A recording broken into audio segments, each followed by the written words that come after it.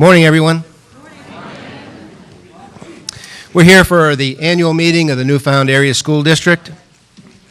We're here today for the deliberative session. Because we've adopted the provisions of Senate Bill 2, we actually hold our town meeting in two sessions, the first being a deliberative session and the second being our actual vote. That vote will take place on March 13. It'll take place in the various communities. We're going to begin today, as we usually do, with pledging allegiance to the flag. And I note that I have my grandson here, Luke.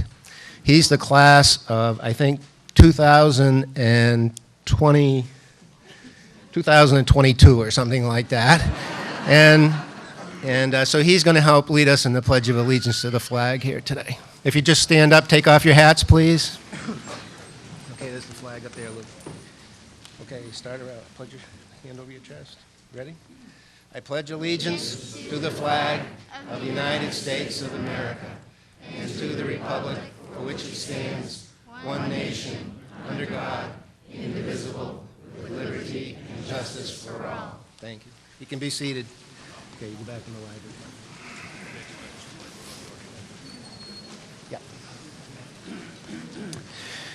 My name is Ned Gordon. I'm the school district moderator. This happens to be one of the best days of the year for me because I get to see so many friends and neighbors that I don't see otherwise, and we all get together. We have some logistical issues here today. We have a lot of people at the meeting, more than it's attended in a very long time. This has a seating capacity of a little less than 500 people, and we're getting pretty full. There are seats down here in the front for people if people would like to sit down.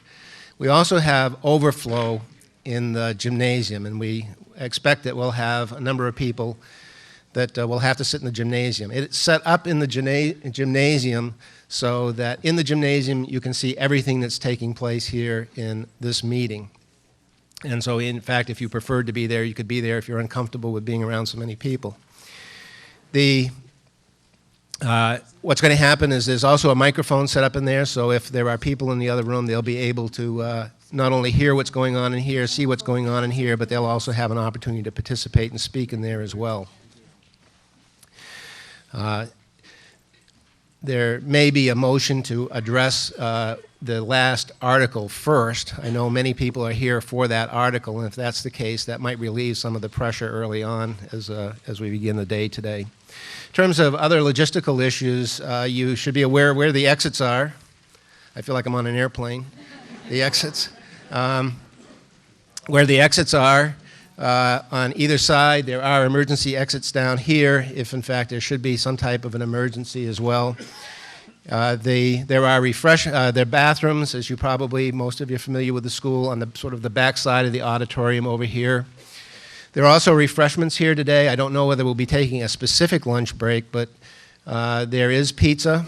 And there are certainly donuts, muffins, coffee, sodas, other refreshments that are at the refreshment stand in back of us too. You should take advantage of that, and hot dogs, I'm told. And so take advantage of that, and that goes to a good cause as well.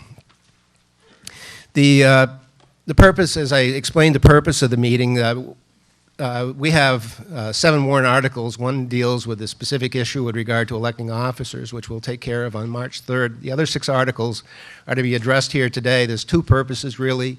That's to discuss the merits of those articles, but you also would have an opportunity to amend those articles to the extent you have the legal ability to do that. There are at least 2 of those articles, 3 articles really, 2 articles that can't be amended at all by law.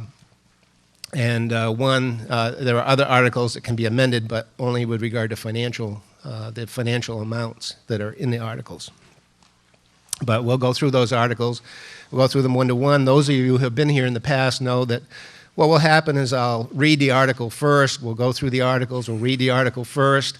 And then I'll call upon a proponent of the article. They'll speak to the article. And then we'll open it up to questions or comments to debate. And then we'll continue that debate. It's always been my practice in the past to allow everybody who comes to the meeting to have an opportunity to be heard. But we don't usually have this amount of people, so I'm not sure that will be the case with regard to every article. If we get to a point where we've heard everything that needs to be said, and we have 20 or more people who have spoken, then I could very well take a motion to close the debate at that point in time. But I will tell you that anybody who's standing at a microphone will be given the opportunity to speak. So the only reason I say that is my suggestion is if you want to speak, get up and go to a microphone or speak early. Don't wait till the last minute and find yourself excluded. You need to come to the microphone. You should be aware that the only people who are entitled to participate in today's meeting, it is a public meeting, so other people other than residents can come, but the only people who are permitted to participate in the meeting, and that is to either speak or to vote, are residents, a registered voter within one of the 7 towns that constitute the district. I guess I would just ask anyone who is not a registered voter if they would just raise their hands so we could see who might be here who is not a registered voter here today. Okay, we have a handful of people. Some of them are staff people that are working here today, our attorney. So we've never really had a problem in this town with people who aren't registered voters participating. And I know some towns exclude them, make them go sit off in some special place, but I don't think that that's going to be a problem. If you see any of the people who raise their hands, if you see when we have a voice vote, they move their lips, you let me know, okay? The thing that we need to do, we're going to have a lot of people, and I guess we're going to have a lot of discussion here today. The thing that I'm hoping that you do, you'll all be really respectful to everybody who speaks. Be courteous. You may not agree with them, but I'd ask you just to, refrain from making comments. If you do make comments, make them to yourself and not to the rest of us. You need to be polite, no profanity, no personal comments about people. All of us public officials, we're subject to criticism. The law says that, if you run for office, you've got to be subject to criticism. But there's a difference between being critical of what you do in your office and personal comments. So if you want to say Ned Gordon's a lousy moderator, that's certainly your choice. But if you say Ned Gordon's an idiot, that might go beyond. Okay, so. If you have an amendment to any of the articles, you need to present that amendment in writing. This is always a problem because people stand up and say, I want to make an amendment, and they don't have it in writing. So this is what I'm just going to tell you in advance. If you stand up to the microphone and say, I want to make an amendment, you don't have it in writing, I'll make you go back to the end of the line today, okay? You need to have it, if you have an amendment, have it in writing and be prepared. We try to do as best we can to do by voice vote. So if we do have a vote, I'll try to get a sense of where people are at, and we'll do it by voice vote. If I can distinguish the yeas from the nays, it's going to be a little more logistically problematic if I have people in the other room. I'm told there's about 40 people in the other room at this point in time. But if I can get a sense of the yeas and nays, then that will be fine. If I can't, we could always have a raise hands. So a lot of times, even without counting, when I see the hands, I'll know for sure whether it's a positive or negative vote. If we can't, and frankly, you can call for a ballot vote if there are a sufficient number of people who want to have a ballot vote, we can have a ballot vote. But the one thing I'm going to tell you is every time we have a ballot vote, it's going to take us at least an hour, okay? And if we have multiple ballot votes, we're going to be here for a very long time today. Before we begin, I'd like to have the other public officials who are here be introduced, and I'm going to call upon Mary Campbell to introduce the members of the school board.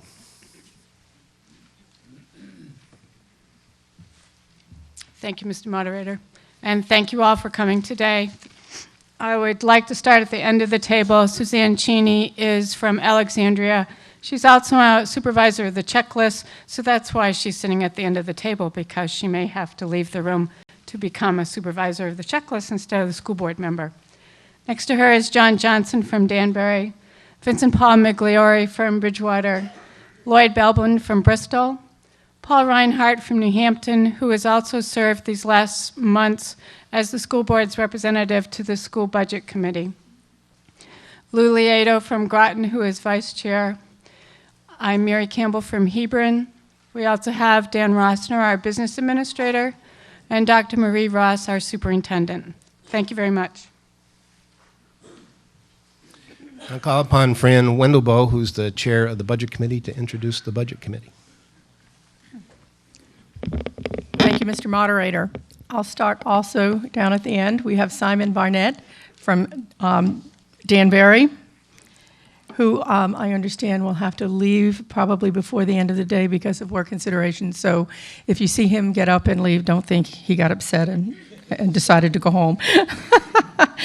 Next to him is William Joseph from Bristol, Rich Kirby from Hebron. Then we have Sharon Nelson from Groton, Skip Riley from Alexandria, John Vobel from Bridgewater, and I am from New Hampton. And as Mary mentioned, Paul Reinhardt from New Hampton has also been serving with us as the school board's rep. Thank you. And Marie Ross, our superintendent. I would introduce Marie Ross, who is your superintendent, but she may have other school officials who are here as well. Actually, I'm not even sure. I know Michael O'Malley is our host, is the principal of Newfound Regional High School. Paul Horries, I see, as the assistant principal of Newfound Regional High School. Are there any other principals, other school officials that are here today? Ann Holloran, principal of both Danbury Elementary School and the New Hampton Community School. And Dana Andrews, are you here somewhere? Yep. And Dana Andrews in the other room is a principal at the Bridgewater Hebron Village School, and he is not a resident of our district. Paul Harris is not a resident. The rest of them are. And Mary introduced Dan Rosner, who is a resident of Holderness, and with your permission, he'll answer questions at the mic. We also have, representing the law firm of Sol Leslie Kidder, Peter Bronstein, who will be here in a capacity to answer any legal questions that would arise during the day. Thank you. I should mention that we do restrict participation to only people who are registered voters in the district.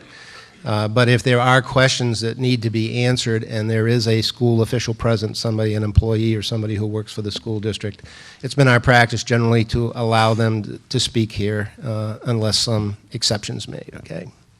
I know Mr. Rosner in particular in the past has been participatory and has knowledge about budget issues, and he can be very helpful.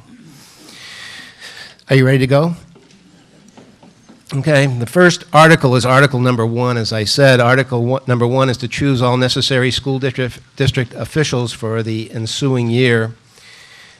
That article will be addressed at the town meeting at the various towns, and in your warrant you can see that the various towns, the locations of the voting polls are on your warrant, and the times that those polls are open.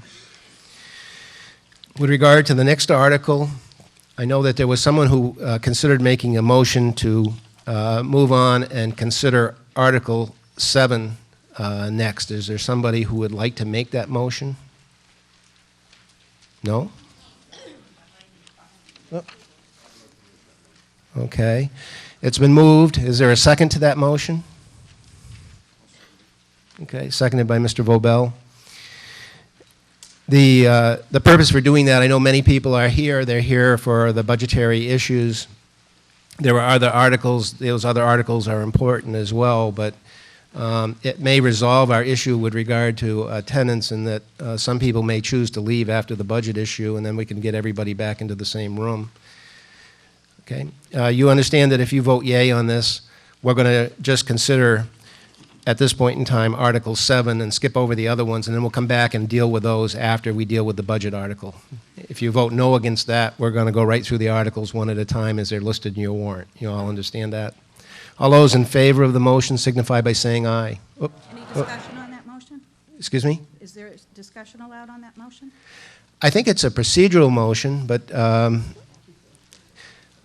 is there an issue with regard to that? I think a lot of people come here and stay for the day, and I don't think it's fair to those who stay for the day to allow for people to come this far, be a part of this, and then move everything so that it's convenient for others. Okay. Okay. Yeah, that's, I'm sorry, and I forgot to say that. When you come to the mic, you need to identify yourself, and you need to, and the town that you live in, and that's Janet Cody, and she's from Bristol.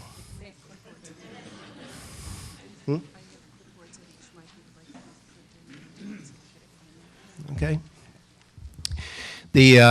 Okay, we're going to go back to the motion. The motion is to address Article 7 first. All those in favor signify by saying aye. Aye. All those opposed, nay. Nay. The ayes have it. And we'll deal with Article 7 first. Article 7, as printed in your warrant, is shall the Newfound Area School District raise and appropriate as an operating budget, not including appropriations by special warrant articles and other appropriations voted separately, the amount set forth on the budget posted with the warrant or as amended by vote of the first session for the purposes set forth therein, totaling $21,597,525. $21,597,525.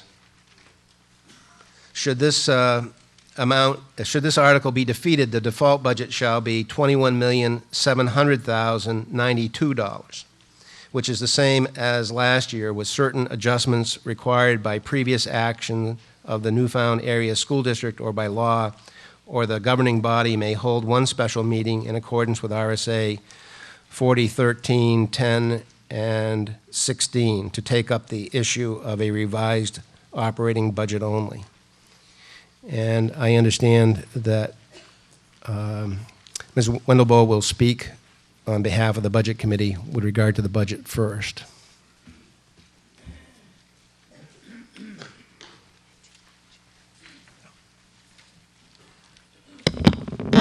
Thank you, Mr. Moderator. Can everybody hear me okay?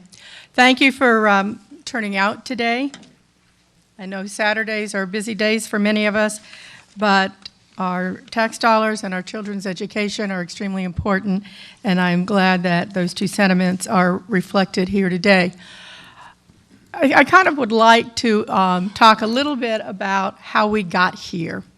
When the Budget Committee started looking at the spending many months ago, one of the big areas that we considered was the information that we got from what was called the Data Task Force.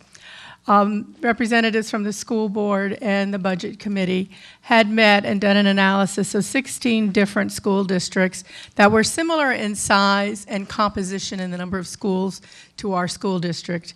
They did a spreadsheet of about 50 to 60 different areas. It was very complex, and it is available on the SAU website, I might add. And it looked at various spending categories, and we discovered that in practically every single case, Newfound was in the top 3 of spending. Guilford and Bow were usually the ones who spent more than us. And in looking at that, and you could understand it in a couple of areas, but when it was all the way across the board, we said, we're spending an awful lot of money. Unfortunately, when we also looked at academic results, we found that school districts who were spending significantly less than we were having better academic progress. So we looked at taking an average, not us being the highest spending, not us being the rock bottom spending, and looked at what kind of a cost per pupil number that would be. And that's where the original number that you probably heard thrown around of the goal of looking at a $20 million budget. In looking at that budget, when you analyze the consumer price index over the years, you realize that a $20 million budget was also in line using that methodology. Then when you further looked at the fact that we've had a 15% reduction in enrollment just in the last 6 or 7 years, that also showed that a $20 million budget would be reasonable and in line and at a level of spending that other school districts were able to give superior academic performance. So knowing that there were 3 different methodologies to consider a $20 million budget, we began looking at various areas of the budget. Meanwhile, the school board started working on their budget and ended up coming in with the $21.6 million figure that is before you today. We decided to go and agree with the school board's number. Rather than try to go all the way to 20 million in the first year, we said let's take an interim step, analyze how things go, and then next year we'll look if there are further areas that could be perhaps rearranged. So I want to stress to you that the school board and the budget committee are in complete agreement with this number. Last year, you might recall, the budget committee came in with a number that was approximately $1 million under what the school board's recommendation is. This year, we are in agreement, and we hope that the voters will also be in agreement. I'm sure some of you have seen the various flyers that have been bandied around, and I would like to address one particular area that I think perhaps is a little misleading. One talks about class sizes that can be up to 30 people, 30 kids in a classroom. Well, right now we have staff, teaching staff of about a 1 to 10 ratio, one teacher for every 10 students. It's a long way from 30. When you look at total staff, you're looking at one staff member for approximately 4.5 students. When you look at total staff, custodians, food service workers, aides, paraprofessionals, and so on. So obviously, there's not going to be all these classes with very large numbers. Matter of fact, in looking at the SAU's numbers that they prepared for us, broken down by elementary schools, the largest class is New Hampton, which would have one class of 27 students. Of course, we never know who might show up, and there are 2 float positions that can be moved around in this existing budget being presented to you, that, you know, that class could end up being cut into 2 classes. Most of the other classes range from 13, well, I'll run down through them. The Bristol Elementary School, 13, 13, 15, 19, 21. Bridgewater Hebron, 12, 12, 22, 11, 23. Danbury, 13, 24, 17. And New Hampton, 10, 11, 23, 24, and 27. So those of you who are having, you know, horror thoughts of 30 kids in a classroom, I want you to feel assured that that is not the case, that there might be 1 or 2 that are a little large, and I'm sure that those will probably have aides. I did spend some time this past week in some of the schools, and I'll tell you that when you go into many of the classrooms, not only do you see the teacher in that classroom, but you also see a paraprofessional in that classroom. And we're very fortunate, because of being so close to Plymouth State University, that oftentimes there's also a student teacher in that classroom. So in many cases, there's not even just one adult in that classroom. So I want you to bear that in mind. This budget does have a reduction of 15.4, I think it is exactly, teaching staff and 5 paraprofessionals. That is in line when you look at the reduction in enrollment. As I said, 15% correlates to 250 less students. So looking at 20 staff members for a 250 student reduction is not unreasonable. There were some restructuring that was done in this budget to the Danbury Elementary School. There was great consideration about closing the Danbury Elementary School. They currently have 50 students, and the average cost was $21,000 per student because of the size of the school. So we kind of sharpened the pencils and said, you know, how can we keep Danbury open? And what we looked at was merging grades together, which has been done in the past. So there'll be like third and fourth grade together and first and second grade together. And so we were able to save some staff that way. We felt that that was very reasonable, and they would still have relatively small classrooms with those two being merged. And that would keep Danbury open. So this budget, as presented, keeps Danbury open. The other item is moving the fifth graders to the middle school. And I know there's been a lot of angst about that. And unfortunately, there wasn't a good, strong presentation of exactly what that would look like. The middle school was one of the schools that I spent considerable time in this week. And I can tell you, looking at the layout and the current use of that building, which is way underutilized. Don't forget, back in 1989, that used to be grades 7 through 12. It has a capacity for about 500 students. There's currently less than 300 in it. So there's a lot of empty space there. And in looking at it, we realized that the fifth grade could be moved and be contained in an entirely separate area. And so the plan is to look at having fifth and sixth grade in one wing of the building, using one stairwell, and the seventh and eighth graders in the other side.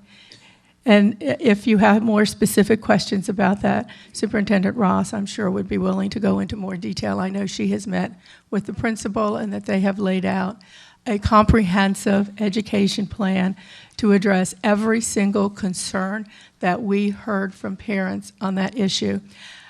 And there are some positive impacts of a move to the middle school. And I know some of you said, oh, I heard the middle school was, terrible. And I've had children that have gone through the newfound school system. And I know at one point things seemed to be a little out of control at the middle school. That is not the case now. The leadership of the principal there has made that a facility that I would have no problem sending my fifth grader to. The other big area of change that this budget is a restructuring of health care benefits. If you look at the increases that the taxpayers have borne over the years, one of the biggest cost drivers has been the cost of health care. And unfortunately, public sector employees have always been very generously treated, and it has gotten totally out of alignment with what private sector pays. To have employees that get a $20,000 health insurance plan with paying very little towards the cost of it is just not done anymore. So we were not able to make any changes to teaching staff or any of the staff that are in the union contract. They chose not to open the contract for negotiations. So there was no way of restructuring their health care costs.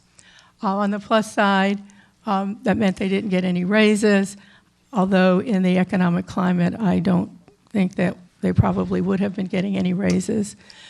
So when we restructured the non-teaching staff, in other words, the support staff, we said that we would, and the initial proposal, I will tell you, was not to provide insurance at all, which is a bit extreme, I will admit. So the school board suggested, let's cover the employee completely. I mean, they do have co-pays and they do pay a percentage, a small percentage of their cost of their plan. And let's cover 1/2 of the second person, and that the employee would then be responsible for paying for half of their spouse or significant other. Then we would not cover anything for a family plan over what we would be paying for the member and half cost of a second person. So it would only be employees who had families that would face the biggest burden of carrying this. And some of the flyers showed that this could be as much as $8,000 out of pocket, plus a potential $3,000 out of pocket before it gets covered 100%. When you pay that 20%, very few people reach that $3,000. But in looking at what is in line with the private sector, that is totally in line. I will say that there are programs to cover children that are much more cost-effective than doing a family plan through the school district that would be available to employees if they chose not to cover their children under the school system's plan. So there are alternatives. And while it sounds like a big number for some people, it is a number that many of the taxpayers are currently paying.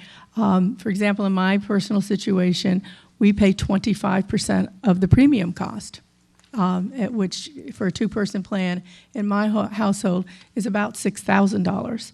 So while it is something they haven't paid before, it's something that is in line with what others pay. The other thing that we considered in this budget was the impact on the taxpayers. And we believe that the taxpayers are at the breaking point, that our senior citizens are on fixed incomes. They have not had increases in Social Security for the last 2 years. Many people have lost their jobs, are struggling just to keep their homes, let alone paying increasing property taxes.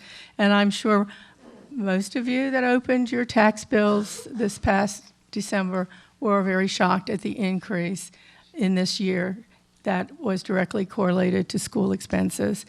So in trying to weigh the cost of the taxpayers and look at ways to provide an excellent education but at a lower cost, we felt that this budget can do that, and we have confidence in the SAU to be able to accomplish that, and to our staff and principals. So we will open it to questions at this point. Thank you.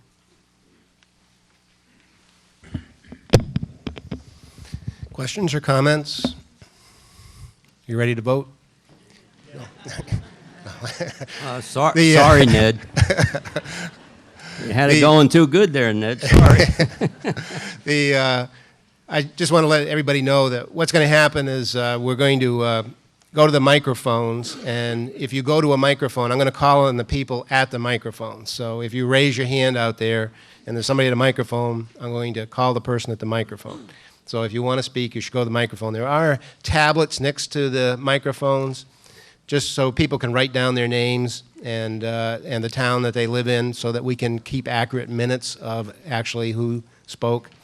And I just want, for those people who are in the gymnasium, there is a microphone in the front of the gymnasium, which we can see and hear. And if somebody in the gymnasium would like to speak, they can go to that microphone, and we'll call them on them in there as we go forward. Okay? Okay, Steve Spafford, or most people know me as Slim in my town and elsewhere. And Just an observation. What town is that? Groton, sorry. I was in the store the other day, and I'm one of those guys that looks at my quarters to see if I have a state quarter or the territories that they're minting, have been for a few years now.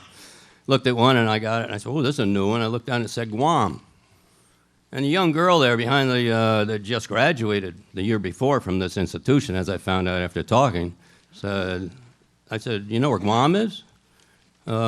Africa? I said, that's what I was afraid you'd say. You didn't know. I mean, these kids coming out of school not knowing anything for all this money that we've been spending? That's my question. How many of our kids are going to be graduating and they're not going to go to college, they're going to go to the military? They don't even know where Afghanistan is. And that's happened. I've been told that by people in the know from the military. I say that they ought to start teaching geography again and history. I was in the Cold War, Berlin. They didn't even know what that was. So I'm just suggesting that we better start putting our money toward teaching the kids something when they get out. They know something for our money. Thank you. Mr. Benny. Mike McKinney, Bristol. Clearly, a lot of work has been done on this budget process, and a lot of it was very painful work. One of the areas that the chair of the Budget Committee mentioned that some of these reductions have come from is support staff benefits. In fact, a large portion of these savings or reductions are coming from support staff benefits. somewhere in the neighborhood of $700,000, and there are a lot of numbers involved in this, so Mr. Rossner may be able to correct me anywhere I'm more than just a little bit off base, but I think I'm correct in all these numbers. About $700,000 of the savings are coming from support staff benefits. Part of that is a redesign of the benefits, how expenses are reimbursed and that kind of thing. But the bulk of it comes from a redistribution of the cost of the benefits, moving more of the burden, as Ms. Wendelbo said, from the school district to the employee. So I think it's important when you think about $700,000 to understand what the impact is and where that money is coming from. And the numbers involved there are about 100 people, support staff people, who have coverage under the district's health insurance plan. The math starts being simple at that point when you think 700,000 and 100. Those savings have to come from 100 people. In truth, most of those savings will come from about 80 people because of the 100 people who are covered, 20 of them have the single coverage, 30 of them have the two-person coverage, and 50 have the full family coverage. Those 20 that have single coverage, actually, their premium cost under the proposal that's being looked at currently would actually go down, the cost of their premiums. Add in, of course, the change in the way the benefits are paid, deductibles and co-pays and what have you, they're going to pay more also unless they can stay extremely healthy during the year. But by and large, the savings are coming from 80 people who have something other than single coverage. So the numbers are so large in terms of the dollars involved, I think it makes sense to try to understand who those people are. Support staff is a term that gets thrown around a lot. And in reality, those are people who are, by and large, this I think accounts for almost all of these folks, are what I think most of us have always known as classroom aides. I think they're also called education interventionists, paraprofessionals, and that kind of thing. These are the folks who are working with the kids on a daily, constant basis, educating them, and in many cases just providing them a lot of support. Also, there are the food service people who, of course, are taking care of trying to make sure these kids get the kind of nutrition that they need to get every day. And then there are the maintenance, custodial people who try to keep these buildings on very tight budgets in shape and safe for the kids to be spending all that time in every day. And then finally, there's the administrative folks, secretarial people, administrative people who have to deal with all the detail, both large and small, that an educational system that's just dying in red tape has to face every day. Without them, we're not in compliance as a school district, and that costs money as well. So these are the folks who are involved in the support staff area. The other thing that's important to understand about them is that they're not just people who happen to work here. They live here, most of them. About 85% of them live in this district. They pay taxes in this district. They spend their money in this district. They use services. They fill up their gas tank here. They go to the grocery store. Anything that your business provides, they're spending money on it.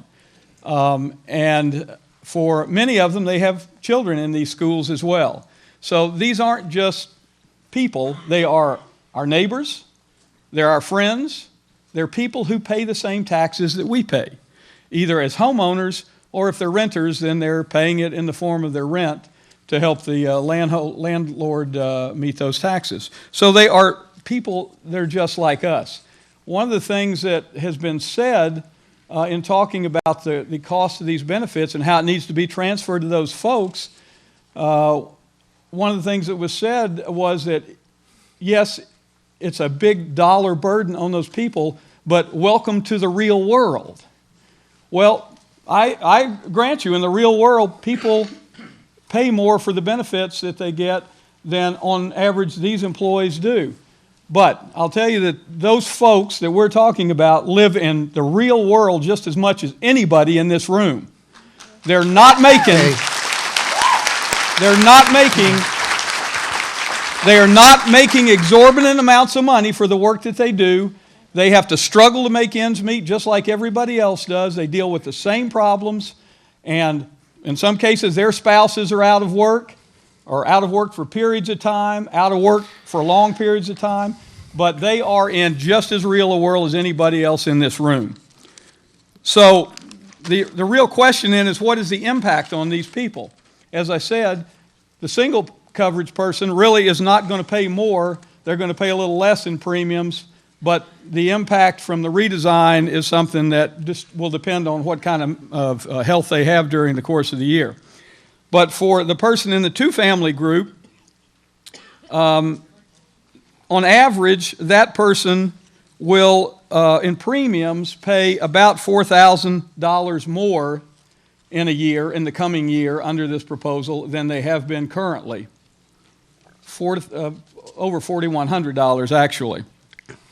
For the full family person, they will pay, on average, $6,300 more per year than they have been paying previously. $6,300 out of pocket. That's money taken out of the paycheck. Now, add in the $1,000 per person deductible, or $3,000 for the family, and then co-pays that have moved up from $5 to $15 for an office visit, $5 to $40 if you're referred to a specialist, an ER visit that goes from $25 to $250, and these folks are looking at absorbing over the cost of a year as much as $8,000 to $10,000 additional costs if they have full family coverage. If they have two-person coverage, they're looking at absorbing something in the neighborhood of $5,000 to $6,000, unless they are perfectly healthy. And of course, we all hope they will be, and know how many of us are fortunate enough to have that happen. So the reality is, the cost that we're asking these people to absorb is not just sort of, well, it's unfortunate. It is crushing. Let's be real about it. How many people can afford to take on that kind of a change in their out-of-pocket income?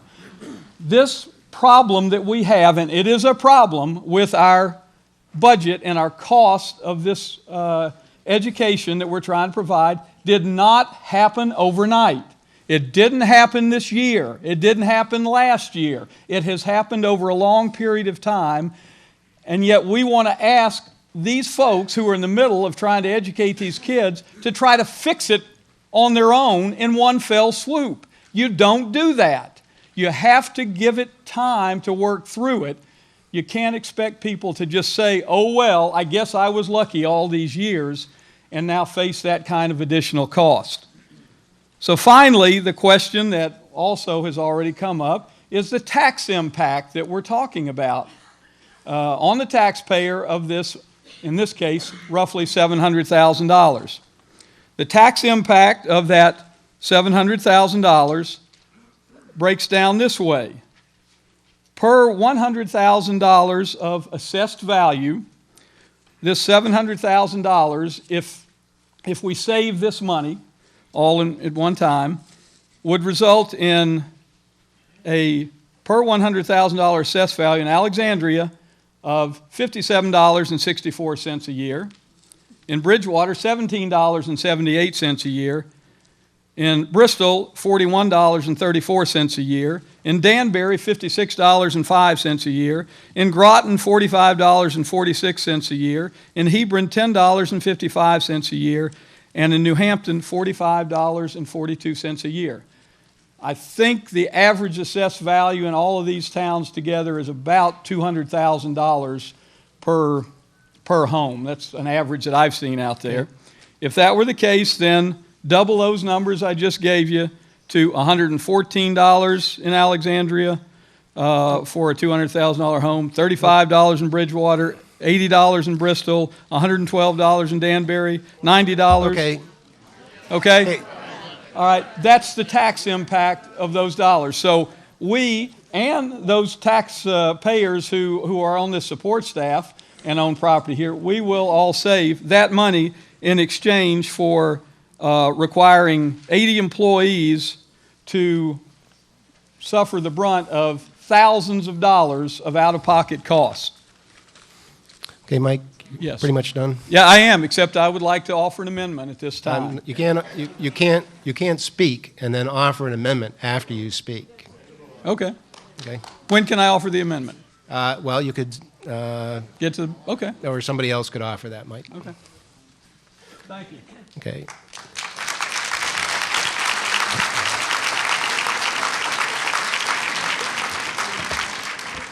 Just to let you know, under parliamentary procedure, you offer your amendment first, and see if it gets seconded, and then you have an opportunity to speak to it. So, yes, sir. William Corbeil, Alexandria. But before I speak, the gentleman just spoke. Is there something that the school board may want to? I think you speak. Oh, okay. No, I didn't know if they might have something they wanted to say before. Okay. My thing to say here is on the health insurance also. I am covered through the school here under my wife. Just a couple of things I want to bring up. Back in 2009, it's not like the premiums are paid for. Biweekly was $28.61 taken out of the check, and then 8/09 it went up to $52.40 biweekly. 2010 it went up to $77.46, and 2011 it went up to $83.20 biweekly. So there have been changes throughout the years, and towards premiums. One thing I'd like to know is what is the cost of like the football and football insurance? Because has that been cut? I'm asking this question because what is the cost of that? If somebody could tell me.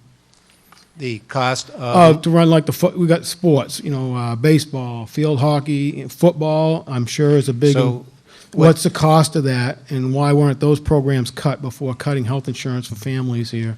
That's okay. So you'd like to know the cost of sports programs generally? Yes, in football in particular, because to my understanding, football is like one of the highest cost sports there is in a school, and the insurance for the football is also a high cost. I don't know the numbers. I'm just asking that. And Okay.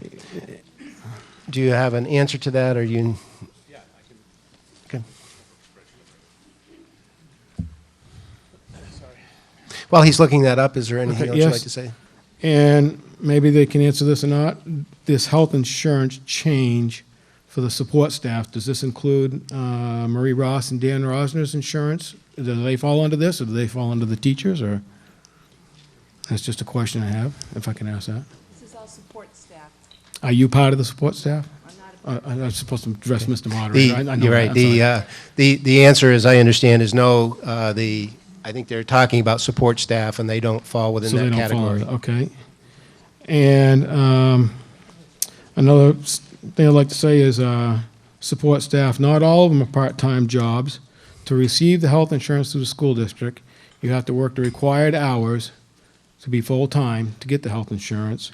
And also custodians do work year-round. They don't work part-time. Year-round, summertime, they're working in the buildings.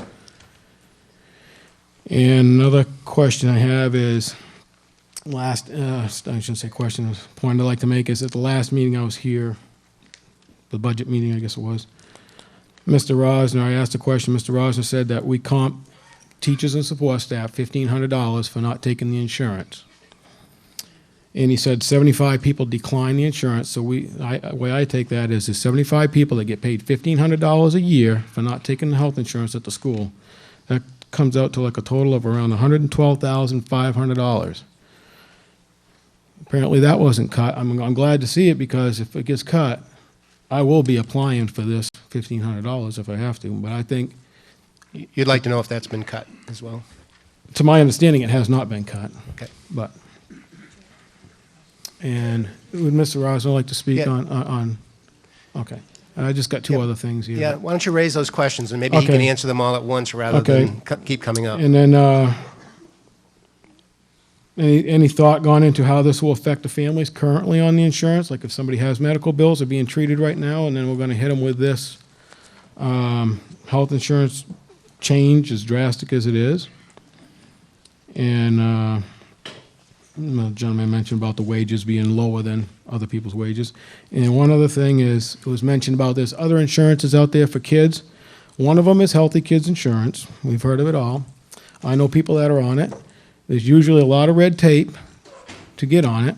And generally, you have to be super low income or on welfare, and tax dollars are still paying for a Healthy Kids program. It's not a free program. Our tax dollars still pay for that. Thank you. Mr. Rosner, would you like to respond? I think he asked about the sports programs in particular. I can't provide you a detail on a sport-by-sport basis. I can tell you the total athletics cost approximately $245,000 at the high school and $75,000 at the middle school. That includes coaches, supplies, officials. I don't have insurance broken out by sports. All athletes in our interscholastic programs are required to prove that they have family health insurance. So any liability, there really aren't any claims to our liability insurance for sports, but any instance would be covered as part of our general liability package, which costs the district about $45,000 a year for all issues. Okay. Excuse me, the budget does not contemplate a change in the board's policy of offering a buyout of $1,500 for anyone who doesn't take, any eligible employee who doesn't take health care to receive that $1,500 buyout. So those payments are included in the proposed budget. And what I'm being asked to convey is that's an incentive for people not to take the district's health insurance, because it certainly is less costly for the district to pay that buyout. If they have a family with 2 working adults and there's an option at either employer to take health insurance, certainly would be financially advantageous for the district to have the employee who's not an employee of the district to provide health insurance for their family through their employer rather than the district. There is a stipulation in that policy that I'll mention, that if you have a household with 2 adults working full-time for the district, the one who does not have health insurance because the other one does can't get that $1,500. Is that clear? And Okay, that's what, all set? I do have an amendment, but I didn't realize it had to be presented after. So Okay. unless the other one gets presented, I do have that. Okay, thank you. Hi, Jennifer Barnett from Danbury. I just have a quick question. I know that there is a lot of support staff, or many support staff, that does not get full paychecks due to vacations, due to times off, because they don't get paid for that. So if there's not enough in their paycheck for deductions, how is that going to happen? Like, if there's not enough money in the paychecks to cover all the deductions in their medical insurance, how does that happen? Like, we're in the negative? I want to know how that is taken care of. There are districts where that does exist, and if it's a one-time paycheck that doesn't cover, we could increase the deduction in the next paycheck to cover it. If you're talking about a consistent situation where someone's wages aren't going to cover the cost of their benefits, the employee would have to write a check to the district to cover it. So in the real world, how many people actually pay their employer to work, is my question.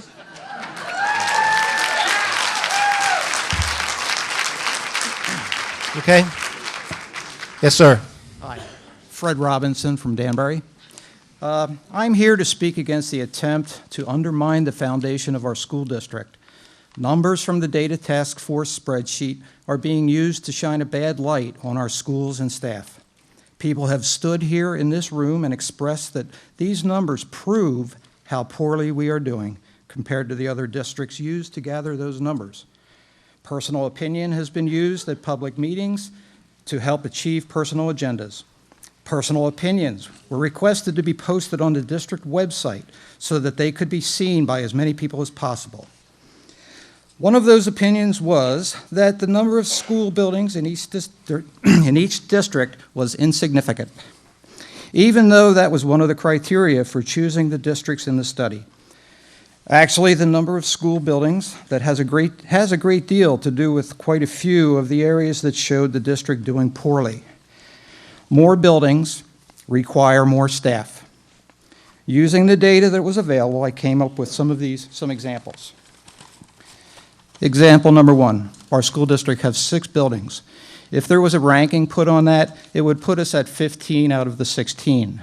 Okay, that means that one district had more buildings than us and the rest had less. Example 2, number of teachers per district. Our spreadsheeting ranking was 13 out of 16, or in the top 1/3. If you divide the number of buildings for all the districts and you take those numbers of teachers and you divide it by 6 in our case, it brings us down to 4 out of 16, or in the bottom 1/4 as far as the number of teachers in our buildings. But here we are cutting teaching positions. Example number 3, administrators. If you divide that by the number of buildings that we have, out of the 10 districts, and these were 10 that reported this, we rank 1 out of those 10, the lowest number. And what are we doing? We're cutting administrators. Example number 4, support staff. And we've been through this. Support staff includes custodial staff, food service staff, administrative assistants, paraprofessionals. It's not just paraprofessionals, Marie. Staff and academic interventionists, all of whom are needed in all 6 buildings. Out of the 10 districts that reported, we rank 4 out of those 10, in the bottom 2/5, okay? But we are cutting support staff, and we are cutting their compensation. Example 5, total number of employees. If you divide that by the number of buildings that we have in our district, out of the 10 districts that reported, we rank 2 out of 10, in the bottom 1/5, okay? Example number 6, in many cases, the money figures used also reflect differently if we factor in the number of buildings. This is the 3rd time I've spoken about this issue, and even one of the Data Task Force committee members who spoke to me at length about how I came up with this data was not able to prove me wrong. Members of the Data Task Force have publicly admitted that there are discrepancies being found in the data.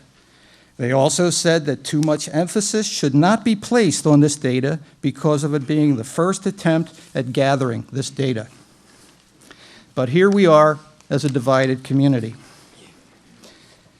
The Budget Committee wanted to vote for a $20 million budget after the budget hearing was adjourned.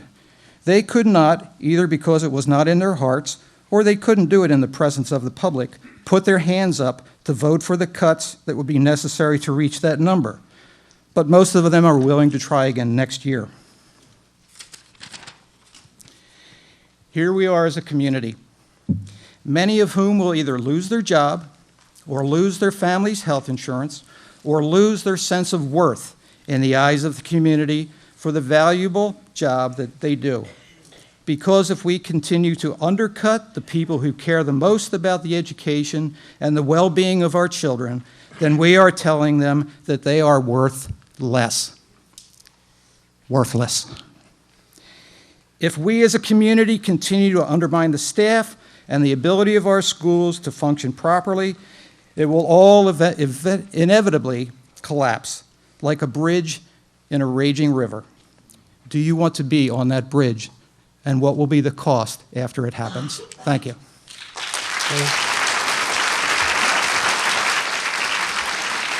Stephen Okay, Godek hold from on.